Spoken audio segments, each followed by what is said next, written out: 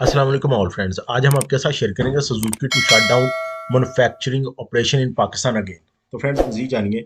Operation troubles continue to found Pak Suzuki motor company PSMC forcing it to announce another series of non-production days for February 2023.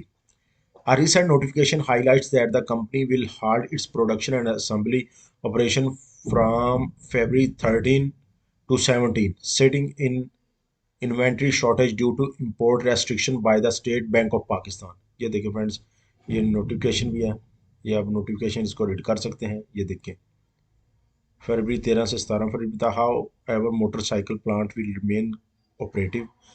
Further update if any in this regard will be communicated accordingly.